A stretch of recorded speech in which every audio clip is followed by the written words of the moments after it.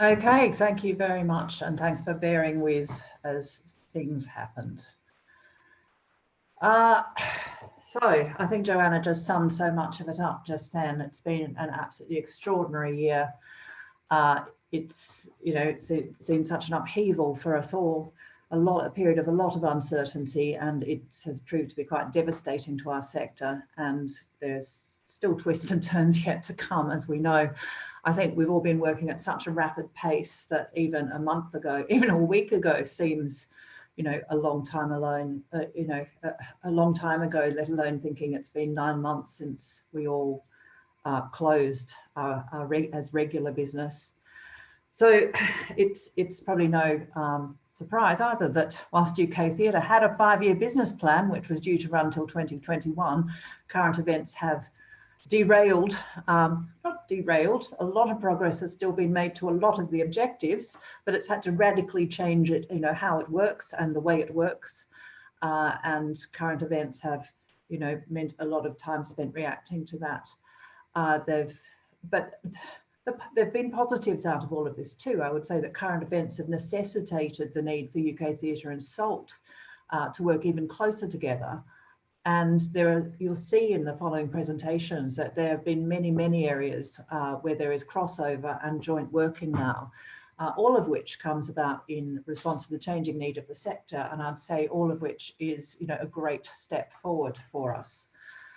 So to reflect the way UK Theatre has had to change the way it works, this annual review will look back at the last 9 months rather than at 2019's activity. I'm now going to hand over to Julian and the UK Theatre team, who will in turn update on their work from the last few months. And they each have some presentations to run through. And then at the end, there will be time for questions, which Julian and Sebastian, I think, will facilitate. So thank you. Over to you, Julian and Sebastian. Lovely, thanks Fiona. Thank you everybody. Thank you to Joanna and others for your kind words. Thank you. On behalf of the entire staff team at Rose Street. So I'm just going to talk for no more than sort of 10 minutes, just a bit of a reflection back and a reminder, I guess, of what we have been up to since February, March, when this completely unexpected kind of world event hit us. Obviously, this can't be comprehensive in 10 minutes, but hopefully it's just the sort of highlights, if you like, of some of the work we've been up to. So first of all, this has been all-encompassing, I guess, from the day theatres went dark, and obviously we're still going with many months to go, and we'll come on to that long-term in a moment. First of all, I think it's worth remembering that we are still the only sector of the economy to have had a specific financial support package. Has it covered everything? Has it covered every organisation? No, but we are the only sector to have had it. And my thanks to a huge number of people who worked so hard in persuading government at all sort of different levels. We're very, very proud. I'm very proud still that we managed to get to that conclusion. And it has been great to see many, many organisations be in receipt of money from that Cultural Recovery Fund in the last few weeks. We will continue to work on some organisations that sadly didn't get it. We've also been working with the All-Party Parliamentary Group for Theatre. Can I have the next slide, please? So this is my best Chris Whitty impression in all the number 10 press conferences. So Tracy moves us on. We've obviously done a huge amount of work in Parliament, not least with the All-Party Parliamentary Group, and a huge amount of evidence to Parliament. A little bit I'll come on to in a minute. We have never spent more time with government officials across multiple departments, not least DCMS and Treasury, and of course in and out of Parliament with parliamentarians from all the different parties. The next slide just points out that, of course, we've been trying to do as much as we can across the 4 nations as well, and we are working, I think, quite well with our colleagues in the small organisations that coordinate performing arts in Scotland, Wales and Northern Ireland, all of whom have had kind of some personnel changes in the last few months. But we've never worked more closely with them. We obviously have a little more resource than they do, but we've been able to work at the local level. England is obviously quite a way ahead in one sense in terms of reopening compared to those the other three nations.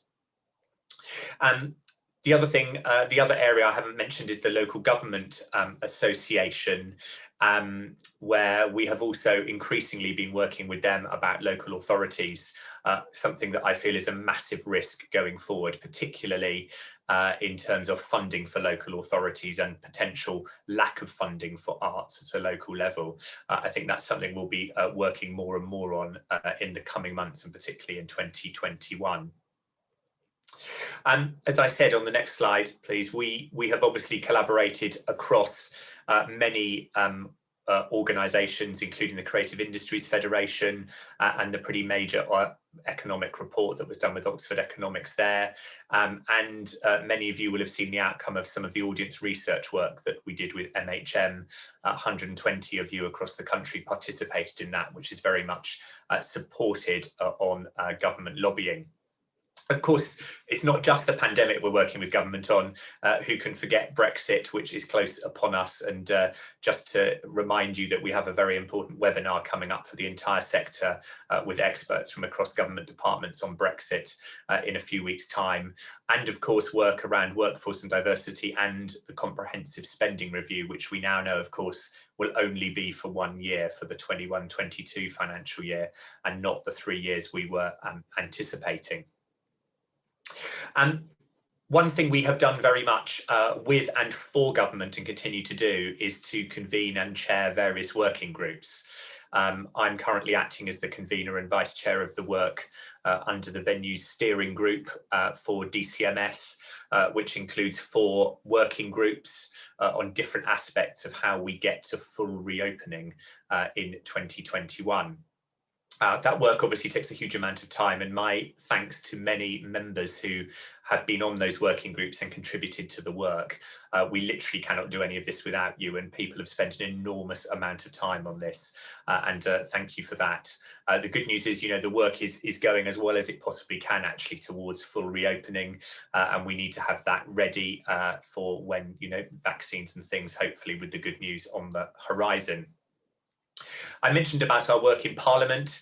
We have given evidence at 3 very important sessions, not least, and the one that probably made the most impact was the Culture, Media and Sports Select Committee, where I gave evidence, and it was partly out of that led to that the big 1.57 billion settlement, but also some very important committees in the Lords. Most recently, I gave evidence at the Economic Affairs Committee there. We have done an enormous amount of surveys, if I can have the next slide, please, and compilation of statistics and many, many things. And thank you to everyone who continues to reply to our surveys and give us the information we need. The very important statistics we've been able to get from all of you around the risk of failure, particularly in those early days, and the kind of frightening statistics we were able to bring about, without doubt, has helped us get some of the financial packages that we've managed to get from the government. We have done an enormous amount of work, and my thanks to the team who keep our websites up to date, keep the APPG information up to date. You will be aware that at one point we were doing a daily newsletter. That's gone down to sort of twice a week or more when we need it at the moment. And, I think what has been this new technology, that who knew we all could do this, the sort of webinars we've been doing regularly, we know, and thank you for your feedback, we know people have enjoyed and managed to get a lot of information out of them, and we firmly intend to continue all of that over the coming months, as let's hope we move to a little bit more of normal operation next year. One of the things that we have done with SALT's sister charity is set up this new fund for freelancers called the Theatre Artists.Fund. On the back of a £500,000 donation from Netflix, we have managed to raise £3.9 million already. We've distributed in 2 rounds about £2.5–3 million already. We have just opened for a new round of applications just in the last couple of days. So if you know of any freelancer who is struggling, and this is genuinely open to any freelancer, any self-employed person who works in our sector, money is available from this fund. If you know of anyone who can help us, we already know that the demand for this next round will outstrip the money that we have. We have already about 1.3 million to distribute in this next round. We already know that demand is going to outstrip the money we have. So anyone you can push this to, please do. Who knew back in March that we would also from Rose Street be running a pretty major fund to help support people.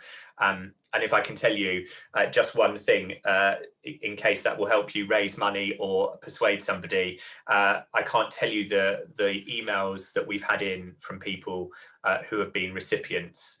These are genuinely people who have fallen through the government cracks, who are struggling to pay their bills, struggling to feed their kids, struggling to pay their rent. Some of the stories are really, really heartbreaking. And we know that this money is directly going to help those people. So anything you can do to help us raise the money and help fill those gaps. We are continuing, by the way, to campaign and work with government on filling those gaps. That work continues, and there's not a meeting I don't go to with government where it's discussed. But in the meantime, we're doing everything we can from our perspective to try and help those who are the most at need in the sort of extreme case. Just on the next slide, as I said, applications are currently open for people, close on the 20th of November. And this time round, we've included marketing and PR and press and kind of people like BSL and audio description providers and stuff like that in the opportunities to apply. So please help us raise money, and also please, if you know of any freelancers who are struggling, point them towards the website theatreartists.fund.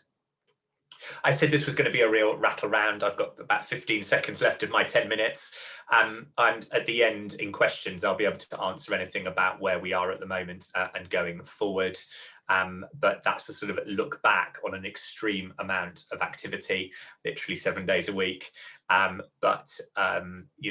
We have achieved some great things. There's an awful lot more work to do. And with that, I shall hand over to Martin to talk a little bit about UK Theatre and its finances. Martin. Thank you, Julian. Hello again, everybody. So I'm just going to cover a couple of things, the financial review and looking forward to on the UK Theatre's finances, and then the slightly thornier subject of insurance. So in terms of UK Theatre finances, obviously, as all organisations in our sector, it is not immune to events over the last year, but we were very fortunate in the timing, if you can be fortunate in such circumstances, in that the majority of the annual subscriptions had been paid as they were invoiced back in December 2019, which protected this year's finances. And although we anticipated some difficulty in collecting those that were unpaid when the pandemic hit, I'm pleased to say that as a mark of, I guess, support for what we were doing, we managed to collect all of the remaining subscriptions. So that gave us a solid base to weather the storm, along with the continued support from our main partners, including Tysers, Ecclesiastical, Theatre Development Trust and Theatre Tokens.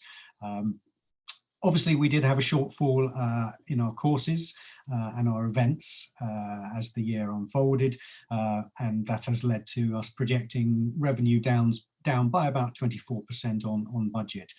But we have managed to cover most, if not all of that downfall by using the government furlough schemes and also a series of cost savings across the board. And it should, by the end of this year, leave our reserves actually little changed year on year.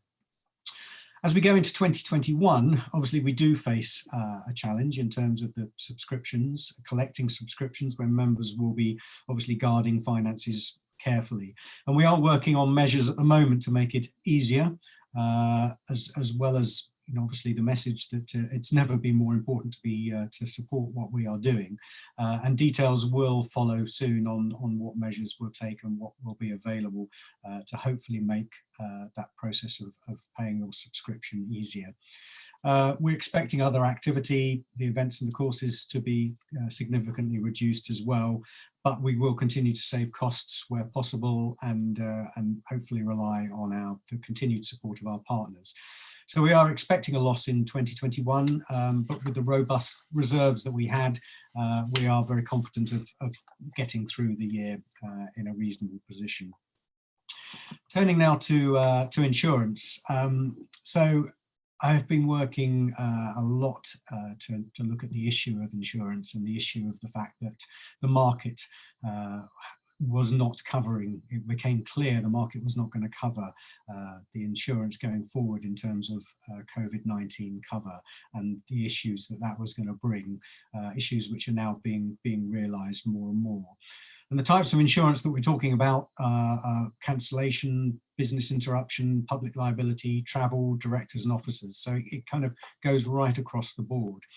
And in an industry which has low margin business, the appetite of risk for investors and producers and venues is a barrier to creating and putting on shows where there is the possibility or even likelihood of there being sudden closures.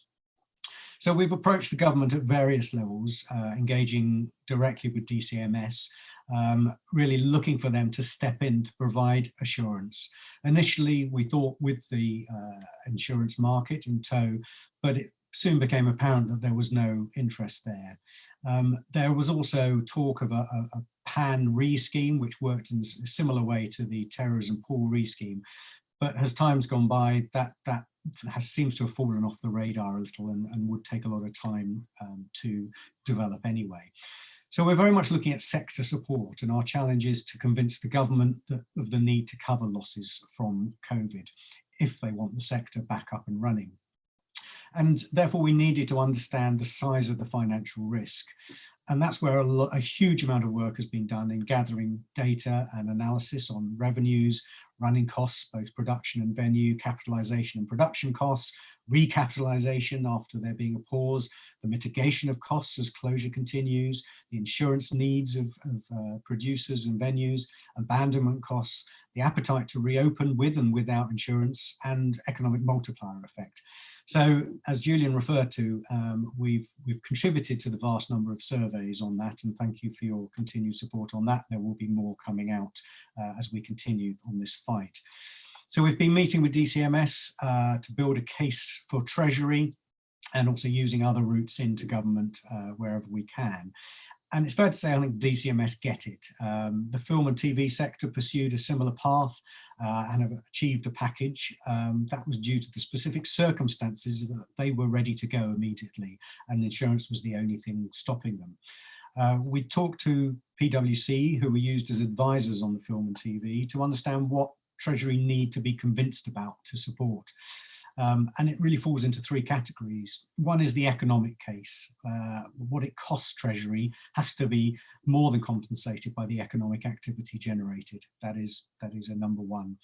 They also need to be convinced of the efficacy of it. So if a scheme is put in place, will it actually work and generate the activity? And then finally, the timing. So with film and TV, as I said, they were ready to go, insurance to the last barrier. When's the right time for the last barrier? Is it as stage 5 is reached?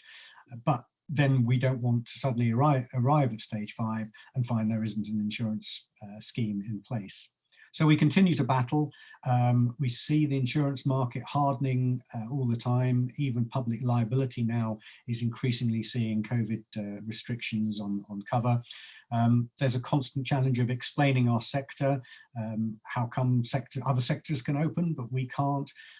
Stage 4 saw some shows opening, so what's the problem? We have to convince them that you know, it's stage 5 is a very different beast. And if you can't fully open anyway, what's the point of spending time creating a scheme? So all of these challenges we're facing head on and continue to do a large amount of work on this. Thank you very much, and I will pass you over to Sebastian. Thanks, Martin, and hello, everyone. It's obviously been a pretty tough year for everyone, and you know, when we started sort of restarted, if you like, in March, everything that we were planning on doing had to stop. So all the ways in which we support the industry, particularly around sort of training and conferences, have all gone, they've all been cancelled. We were about to commission a big workforce report, so reviewing the work that was done in sort of 2016, 2017, that was also put on hold, all our workforce projects. So there was a lot that we had to stop for obvious reasons, because we just had to refocus everything that we were doing. But as ever in theatre, we are resourceful, we are entrepreneurial, and through the support of our members and the wider sector, we've been able to create some initiatives that we hope have really helped people in different ways. And the first one of these is our online learning portal, theatremeansbusiness.info. It's a website that was created as an alternative to training in person. And if you haven't been there already, you can go there and find over 19 different webinars. There's always new ones being added. And we were so grateful to all the partners that we work with to create these webinars. So all the consultants and agencies and members who helped create some resources, which were all really recovery and resilience focused. That was really our sort of driving force with all of this. We also wanted to support other work that was going on in the sector. So there were over 43 partner webinars that were promoted. And, you know, we tried to just make this as sort of relevant to people as possible. We've also wanted to give them as long a shelf life as possible. So yeah, they were recorded. We made them accessible in terms of captioning and webinars. And we nearly have caught up now in terms of the views of the recorded webinars as to the number of people who actually participated live. So we're at over 600 people who were there live in person, if you like, and then nearly 1,400 or nearly 1,500 people have watched the recorded versions. And the next thing we did was thinking about the mental health and well-being of the sector. So we created a website, theatresupport.info, which is a destination, a sort of an umbrella destination, which led people to a range of other resources that are out there that can help with their well-being and mental health, financial support, and so on. The theatre helpline has been around for the last few years, and that continues. We're continuing to support that and encourage anyone who needs help to go and call them, and they'll be able to direct them to other services that are available.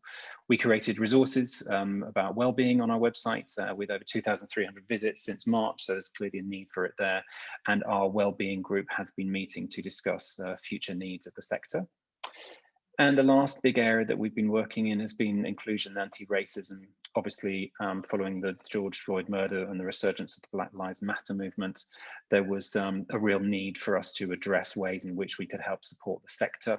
We know that our membership is quite underrepresented. We know that our board is underrepresented, certainly in terms of ethnicity, but also disability. And so really we're trying to focus on what we can do in the short, medium and long term to help change things. One of the first things we did was create an online resource, and there's the URL there if you haven't visited it. And there's a range of different initiatives which all will help improve representation. We also created the Speak, Listen, Reset, Heal conference. We're in the middle of that. We had our second session yesterday. Despite some technical challenges, the content was very powerful. We've had some very positive feedback, if that's the right way of looking at it, people really responding to it in the right way. And the session 3, there's still places available for that, which is in a couple of weeks. So there's an opportunity to continue doing the work. We've also formed a working group in this area. And also there's a working group of board members who are working on improving representation of the UK Theatre Board. I'm now going to hand over to Phil to continue. Hi everyone, next slide please. I just want to start off with some good news really. Back in February, we finally managed to get the Code of Conduct signed off by BEC2 and the Health and Safety Executive, but then sadly we all know what happened after that. But that was a huge piece of work that had taken UK Theatre team and some of our members and organisations around the country perhaps 2 years to get that ready. And it was just a shame that we couldn't publish it with the lockdown, but we will be looking at that again for next year, and obviously making sure that it's COVID ready as well. Obviously since the COVID situation, we've been providing members with lots of advice and guidance on the ever-changing guidance that we get from government. It seems that we change our guidance on a weekly basis, and obviously that generates lots of interest and a lot of discussion with members in regards to how they can implement the guidance. We've tried to also keep a lot of our standing meetings going, obviously now by Zoom, so things like our TOSCA security groups, and things like our technical theatre committee. We meet still and discuss obviously the key issues, not just COVID issues, but obviously there's ongoing issues that still crop up, and obviously things like counter-terrorism. And obviously you probably saw that UK moved up to severe last week. So even though COVID is top of our agenda, there's other issues that we still have to make sure that members are aware of, and we continue doing that in all the different forums, and obviously participating in industry groups when we can. Next slide, please. Obviously, COVID is the top of everyone's agenda, and we created a brand new course in the autumn, which was called Managing COVID Safely. To date, we've done 9 courses. I'm booked up every Tuesday and Thursday afternoon until the middle of December. We think once this financial year is out of the way, we probably would have generated about £8,000 revenue on those courses, and they've been attended by members and non-members. And the whole idea is we're trying to demystify some of the concerns that people have in regards to how to implement and manage COVID. We try to follow a health and safety framework to ensure people understand what the risk assessment process is, but also looking at how venues can mitigate those issues. The good thing is, obviously, because we kind of own that course, we can update it and amend it as and when the guidance changes, and we're trying to keep members on top of the current legislation in regards to how to implement COVID. So far, we've trained over 130 participants. I imagine we'll probably double that by the end of December. And then we've even got 5 courses booked already for early 21. So it's proven very popular, and it's a great way to engage with all aspects of the industry in regards to how we manage this new issue we're all facing. That's it from me. I'm going to hand over to Wayne. Thank you very much, Phil. Moving on to my first slide. Just a aid memoir there for myself, as much as colleagues and members of UK Theatre of life before COVID. That was the work we were actually focusing on. We will pick that up as soon as possible once we get the other side of where we are now. In terms of the work that we did, obviously there were several phases to this crisis, as we all know. So during the initial phase, it was very much what do we need immediately? What do we need in this known period of lockdown? So we entered into a range of agreements to deal with those initial weeks, as we believe they would be. So they were very sort of short-term look-in, dealing with the immediacy of the problems, and again lock in any gaps as there were in terms of the situation we faced and the provisions within the agreement. Most noticeable in that regard was a less than helpful failure to produce and cancellation clause within the UK Theatre subsidised agreement.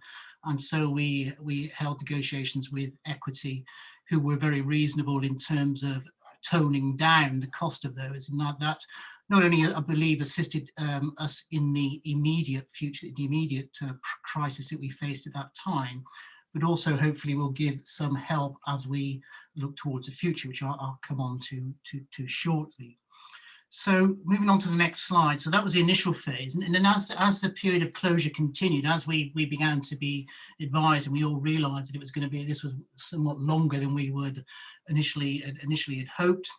We had the introduction to the furlough scheme, which, as I say, as it's been noted earlier on by colleagues, has been a great help to many people. Sadly, there are a lot of people who fell through the gaps from that scheme and the self-employed scheme. But certainly it's been of benefit to members, and we work with BEC2 to facilitate and ease the process of moving people on to the furlough scheme. In terms of those colleagues who were less helped, as it were, by furlough and the self-employed scheme, we looked to Equity and had discussions with them about what we called a suspend and extend agreement, whereby the terms, the individual lengths of their contracts were extended following a period of suspension, which we're still in. And the benefit of that, the mutual benefit of that is, of course, that in terms of the performers concerned, hopefully when we reopen, they still have the option of returning to those roles that they were in.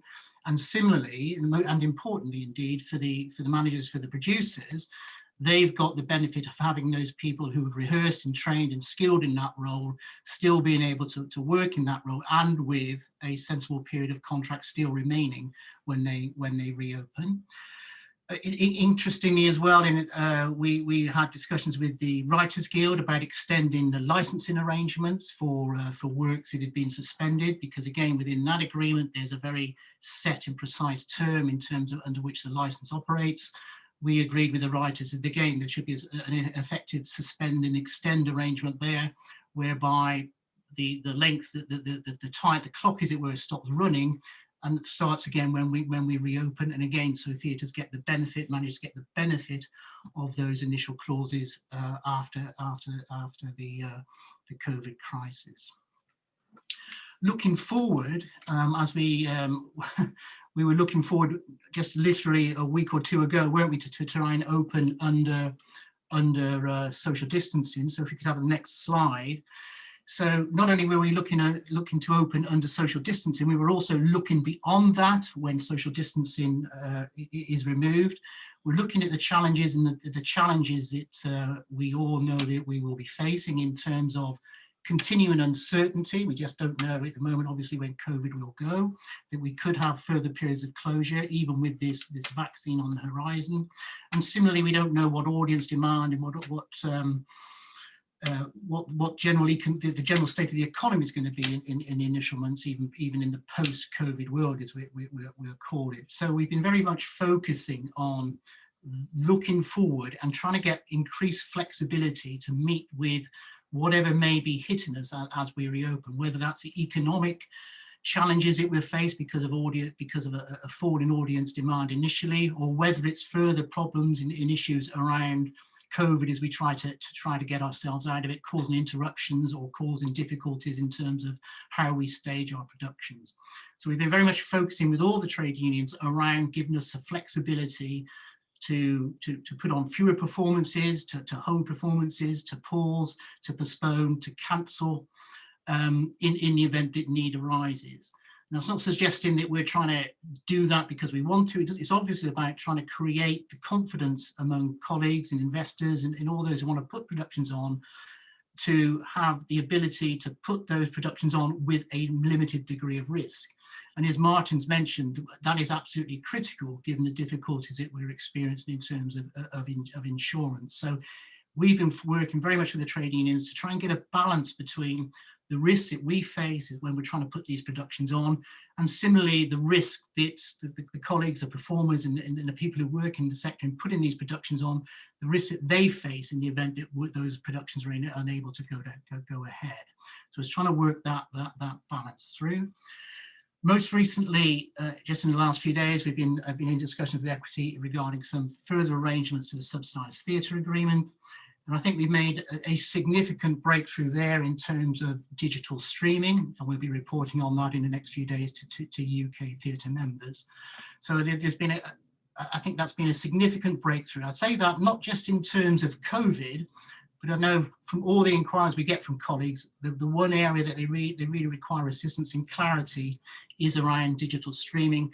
And that's something that Equity has been particularly reluctant to agree to for various reasons concerned with their own political arrangements, political with a small p within the union. But I think we've reached what I would say is a breakthrough there. And just before moving on to the next slide, what I would say as well is that all these discussions we've had with the unions, I've been greatly assisted by a number of colleagues. Some of them are board members, some of them are not board members, but certainly UK Theatre members.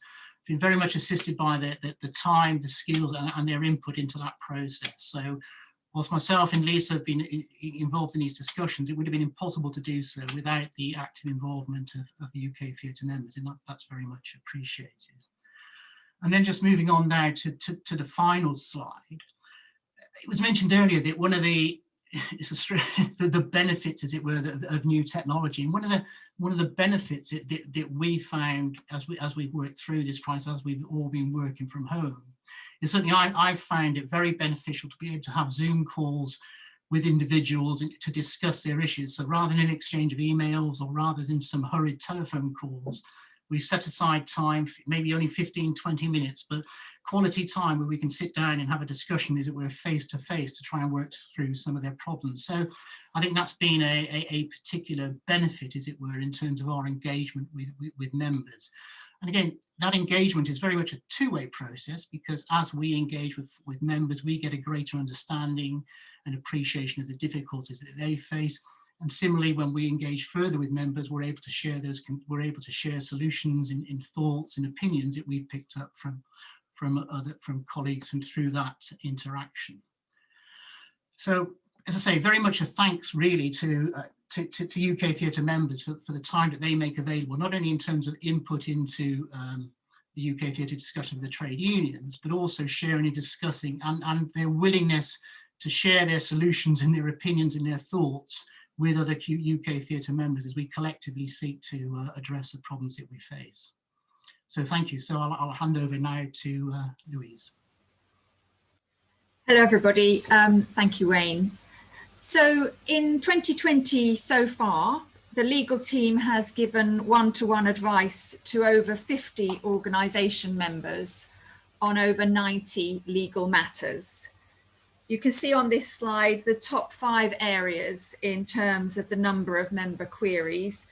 As in previous years, the most common topic by far was employment law. And of course, since March, members' questions have largely focused on the impact of the coronavirus situation on specific issues. For example, how different aspects of employment law should be dealt with under the job retention scheme, how to handle ticketing issues, especially refunds, and the use of force majeure and cancellation provisions under contracts between venues and producers. Next slide, please, Tracy. This slide and the next one show the key legal issues we've worked on this year. We produced 2 guidance notes for members on redundancy, one on the collective redundancy consultation procedure, the other on potential alternatives to redundancy.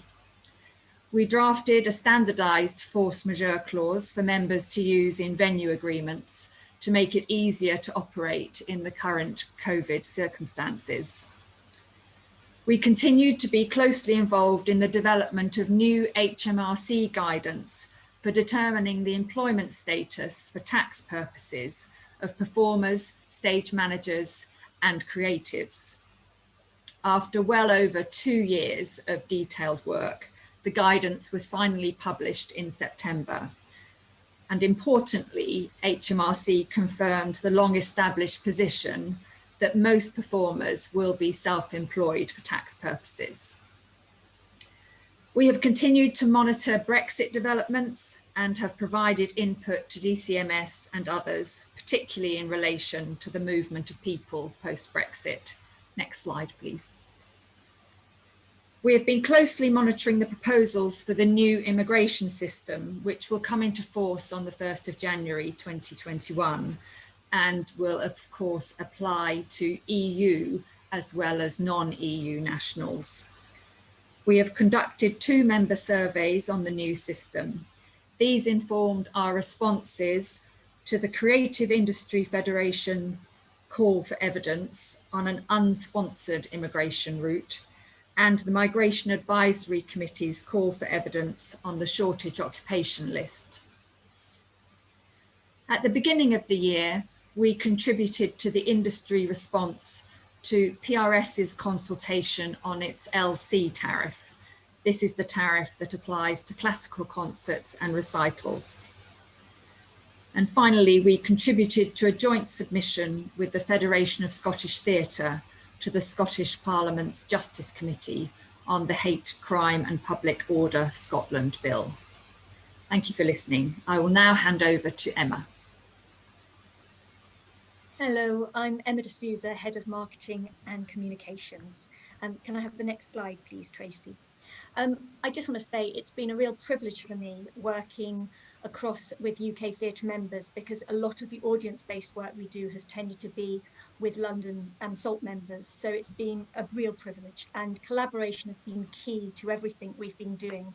And we have collaborated as an organisation on our new See It Safely campaign. This was launched to coincide with stage 4 of venues being allowed to open with social distancing, because we knew that actually safety issues was a key priority for our audiences. And what we wanted to do was have an industry-wide scheme to show a consistency of approach and make sure the audience felt confident about returning into our venues.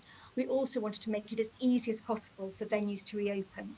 So we've created a toolkit in partnership with Phil to ensure that members have all the resources they need to navigate the challenges of reopening. This is the See It Safely mark, signage that they can use in their venues, and the certificate to show that they are compliant with the latest COVID guidelines, wording to be used in press releases and on their websites. And we've also created an animated safety video. We have so far had over 250 venues signed up to the scheme. And we've also created partnerships with the Federation of Scottish Theatres to administer the scheme in Scotland, as well as the Association of British Orchestras, the British Association of Concert Halls, Concert Promoters Association, National Arenas Association, and One Dance UK, following the recommendation from DCMS that we won't roll out the scheme across the live events sector.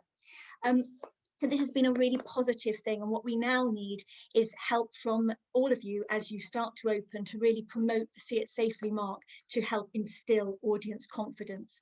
This campaign has been also, we've launched the Back on Stage campaign, because I think our greatest advocates, our audiences ourselves, and what's been really positive for those few venues that have been able to open with social distancing, the response from audiences has been wonderful. And we've really wanted to be able to capture that to instill confidence in others and get them to return. We had plans, but of course with the latest lockdown, those have slightly gone on hold, but we are delighted to have a partnership with Getty. We already did this with the Leeds Yorkshire Playhouse, where we can send a film crew out to get vox pops from your audiences. So please, when we are out of this latest lockdown, get in touch, because we really want to support those venues that have opened and help promote your shows and reach audiences as much as possible for you. And this campaign will continue to build. We've been delighted to form a new UK Marketing Comms working group who've been absolutely instrumental in helping shape the See It Safely campaign, and also working towards how we can do a big reopening when we get to stage 5. So again, as I say, collaboration has been key, and we'll be launching a big reopening campaign, which will be UK-wide once we reach stage 5. And so next slide, please. So again, communication has been key. We felt it was really, really important, particularly for marketing and press people, to be able to know what was going on. And I think we have a real responsibility at UK Theatre to share as much information as we can, or as we know. So that has been a key element of this, that we have distributed. Every newsletter that's gone out to UK Theatre members has also gone out to their marketing and press representations. And please, anybody who wants to sign up to our marketing and comms newsletter, please do so, because it's a very useful source of information. And again, it's been about doing webinars, it's been about sharing as much information and advice as we possibly can. Next slide, please, Tracy. So again, we felt that press has been key and communication has been key. So we've been doing daily press roundups for the board. We've also, and I want to say a massive thank you to everybody who has put themselves forward for press, done interviews. We have verbally shared media briefing, talked through stuff with you individually, but also produced media briefing notes, which I've updated more than I ever thought it was possible to update, and we're constantly having to refine as the situation changes. But actually being able to provide really clear media briefing notes to everybody has mean we've had a really consistent message across the sector, which has, I think, played a vital role in us being able to get the lobbying and support we need from government, because I think the plight of theatre and the plight of the sector has been really taken up by press, and I think that's a really important thing. And we've got a lot of key journalists and key national press on our side, which I think has really been helpful. Next slide, Tracy. And so this is just a selection of some of the highlights, and you can see the coverage has been extensive and will continue to be extensive, I'm sure. So I just want to say a massive thank you to everybody that has done press, everybody that has kept those key messages and pushing them out there. And we will just continue to support your shows in whatever way we can, and venues and theatres in whatever way we can. So please just share as much information as you've got with us in terms of reopening plans, because we can highlight those who are different channels channels, but also if you are doing any press, do make sure that you have had sight of the latest media briefing so we can make sure all of our messaging is consistent. But I just want to say a massive thank you, because it has been a privilege doing so much more with UK Theatre this year, so thank you. And over to Nathan Naylor. Sorry, the lovely one. Thank you, Emma. Thank you. Good afternoon, everybody. Thank you. So can we move on to the first slide, please? So just to tell you about a couple of initiatives we've launched with Theatre Tokens this year. We launched Theatre Tokens Presents with Theatre Royal Bury St Edmunds, which was a digital or 3 digital events broadcast over Zoom. Tickets were purchased at £5 each, and then there was an option to donate as well with gift aid. Over 1,300 people saw those events, and the average donation on top of the ticket price was £6.40, which all went towards the Theatre Royal's campaign to keep the building open. Just to say that we do have a listings facility. Obviously, it's used regularly when theatres are open, but if you are doing anything online or you want to reach out to people within your area, we can support you with that as well. And also, along with Emma and her team, we launched the I Miss Theatre campaign, which has been designed to promote the industry nationwide. I've just had a message saying, am I underwater? Has it improved? Getting a thumbs up, thank you. So just to say, not sure when I went underwater, but we've launched the I Miss Theatre campaign, which is designed to promote our industry across the country and to keep us in the forefront of people's minds. Next slide, please.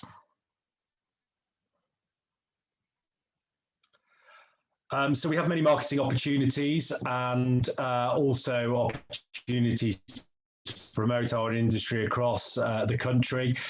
As people probably know, we've been in Dutch Smiths and Waterstones for a number of years. We're in Tesco's and Morrison's, and over the last month, we've started selling in Sainsbury's as well, which is great for our industry, as those are pretty much the only shops that are open. People can give the gift of theatre when they're shopping, and that money can only be spent in our industry once we reopen.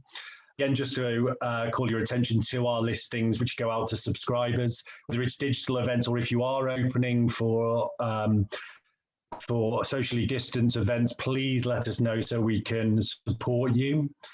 We do seasonal emails as well. So we would normally be doing a panto email at this moment in time, highlighting the pantos across the country. Sadly, obviously, that's not happening. But if there is anything, as I said, that we could help you with, please let us know.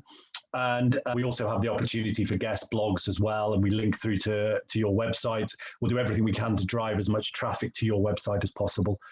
Next slide, please. And finally, as well, just to say that we do now have on our website theatre and show branded, co-branded e-gifts. You can see a selection here. If you visit theatretokens.com and buy now, you'll be able to see the other images that are there. If you'd like one of your own, please let us know. We'd be very happy to work with you on that. We send out what we call the talk, which goes to 150,000 people across the UK. If you've got information that you'd like us to disseminate on your part, please let us know. And we can still look at prize draws and competitions as a mechanism to business development manager. Working tirelessly over the last few months. During lockdown, we've supported 60 theatres in getting messages out to people, whether that's calls for sponsorship or raising donations, or whether or not they've had digital events or indeed done digital events with us. We reached over 2 million Theatre Token subscribers in that time. So all of this is available to those theatres who participate in the Theatre Token scheme, and it's free of charge. So please do contact us if we can support you in any way. Handing over to Fiona. Thank you. Well, thank you so much, Nathan, and thank you everyone who's just spoken. I again think it's just been incredible to see how much work has been done by the team during the year, and not just the sheer volume of work and the rapid response to the COVID crisis and how, you know, they've led many of us through with advice and guidance and lobbying and advocacy. But, you know, progressing a lot of the interests of the sector and trying to take us forward at the same time. And especially acknowledging that many of the UK theatre and SALT teams have been on furlough or working reduced hours. I know, as you know, has been across the industry in order to save money and, you know, for the organisation. Just thank you again for working in such challenging conditions and also with such positivity. I mean, we've heard it from you today, just the positivity and the energy that you're still bringing, even though I know you've been working 7 days a week. I'd also like to thank, well, a lot of our membership, really, for, there are so many people who have been working and giving time to support UK Theatre's work over the last 8 months. There are just too many to thank individually here, of course, but there are many organisations and individuals who have given their time, whether on the board members or working groups, or as Wayne was saying, having one-to-one conversations, or Emma was saying, to contributing to promotional marketing efforts, or just doing the surveys. It's been a real collective effort to support the team and the work that's been done this year. And so thank you to all the members. And you know, clearly finances are extremely stretched for us all. Some people have had CRF, some people have had access to other sort of grants or loans, but I know that our finances are really tight.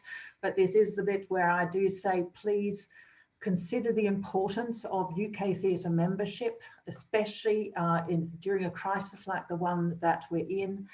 I can't, as president of UK Theatre, let the opportunity to go to say we really do need you to renew your memberships. As Martin has said, there will be communication really soon and outlining some ways in which they can make it payment options easier.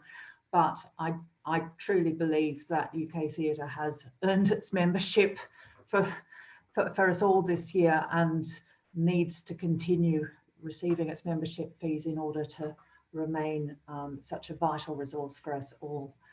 So thank you for indulging me with this this heartfelt plea there. It's now time for questions. So I hope people have been coming up with those during the past presentation, and I'm now going to hand over for Julian and Sebastian for questions on any of those. And it's goodbye from me for now, and thank you all very much. Over to Julian and Sebastian. Great, thanks, Fiona. So I'm sure many of you have been on these with us, but if anyone has a question, please do put it in the Q&A box at the bottom of your screens, and we'll get through as many as we can. So one question already in here is that Emma rightly talked around how much press and media have taken up the plight of theatre and performing arts. A question about how can we get national media to take notice of smaller and regional innovations. It's a really good question. I mean, one, make sure we know about it, which in this case, I know the person who's asked this question, we do. You know, we will try and push at every opportunity. As Emma said, we have a set of sort of media guidelines or a kind of core group of facts and things that we use regularly. The one thing we all know about press is that you have to keep relentlessly having one kind of single line or a series of very simple things that you have to do and say. But of course, we want to talk about innovation, and I'm either fortunate or unfortunate to have done an enormous amount of media in the last few months. And the one thing they love talking about is innovation, and particularly the sort of this person I know has been up to in terms of streaming and doing production specifically for online. And where we can, we will take every opportunity we can to talk about those things. I'm actually talking at a big conference in America on Monday around some of the things that have been going on in this country, which are sort of almost impossible in America. Question for Louise. With more work moving to streaming, is there any guidance on arrangements with PRS for online work? Louise? Hi. It's not something which has come up yet, but we can certainly look at that and see what, I mean, obviously there are certain tariffs which apply to some forms of streaming. It might depend on exactly what the activity is, but perhaps the best thing would be to communicate with you directly to find out what particular scenarios you're thinking about, and then we can advise on what tariff might be applicable if one is. Great. And then Wayne, two questions on the same subject around digital and streaming. People know you're talking with Equity. Number one, do we have any timeline, do we think, on discussions with Equity? And secondly, are we having any conversations with BEC2? There are obviously things in the BEC2 agreement already about filming, but are we talking with them specifically around this, which is a rather sort of different type of filming? With the Equity one, just to clarify, I say it's a breakthrough we need to build on. The breakthrough we've made is that Equity are prepared to allow streaming to take place when social distancing is in place at no additional cost. So provided the revenue doesn't exceed the revenue that would normally be earned without social distancing, there would be no additional payment to be made. But as I say, we believe that can be built on further in the coming weeks. So that's where we are with Equity. With BEC2, we are in extensive discussions with BEC2 at the moment in terms of a fundamental change in terms of the agreement that we have with them. That agreement will provide for far more flexibility than the current one does, and that will cover issues like streaming. In terms of an immediate answer to that question with BEC2, my advice would be, if you are having difficulties or issues, please do contact me, and we'll discuss a way through to try and talk to BEC2 and get an individual arrangement in place for the particular circumstances that you face. And as I say, I realise that's not an answer for the medium and long term, but we are working very hard. Philip Bernays and I are working very hard to try and press BEC2 into a better position than they currently are. Great, thanks, Wayne. I've got a question on, do we know any guidance around spending, the spending? I think this is spending on the CRF, so I assume that means the Cultural Recovery Fund. Just to say, on the Cultural Recovery Fund, this is the 1.57 billion. We believe that there has been an announcement now on all the grants. So there were 2 rounds of grants under £1 million, and then 2 rounds of grants between £1 and £3 million. Those have all now been announced. All the details and the spreadsheets with the details are on the Arts Council England website. There is an expectation that all the loans will be agreed by the end of November. As well as some capital proposals. So this is kind of building projects that were already underway who have asked for extra money. We believe all of those will be announced by the end of November as well. There is a conversation going on within DCMS with Treasury around unspent money. So you'll be aware that they had kept back £268 million of the 1.57. And some of that money and some other monies are still potentially unspent, grant and loan money, until they conclude all the work or the loans. They obviously don't quite know that, but there may well be another CRF round of applications. Don't know the timing on that, I'm afraid, at the moment, but obviously as soon as we have any information, we'll let you know.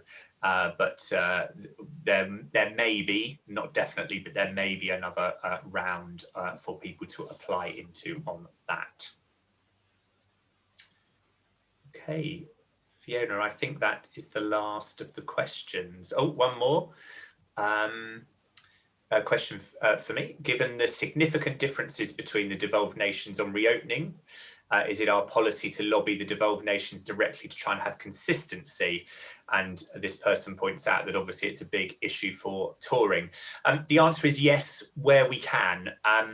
But unfortunately, the reality is, as we've seen with restrictions or what one is allowed to do in all 4 nations. This is very much devolved to the individual devolved administrations. We are trying to coordinate as much as we can. We know that those devolved administrations have much less resource than we do in the central government departments, so they're often taking some of the guidance material and work we're doing here and running with it. That's why it's important we try and coordinate with our sister companies, if you like, or sister organisations in the 3 nations as well. We're doing everything we can. Touring is a massive issue unless in time the 4 nations come into line with each other. So we're very aware of the issue. I don't have an easy answer for you on that, as I don't have an easy answer, I'm afraid, on many, many things yet, but it's very much on our radar and something we're working on. Fiona, back to you, I think. Well, I think all it leaves me to do is to wrap it up, to say once again, thank you for making the time to attend today's AGM and the review of 2020. Thank you to the team led by Julian and to all of you as members. Just many thanks. See you again. See you next year at the AGM, but no doubt before. And goodbye. Thank you.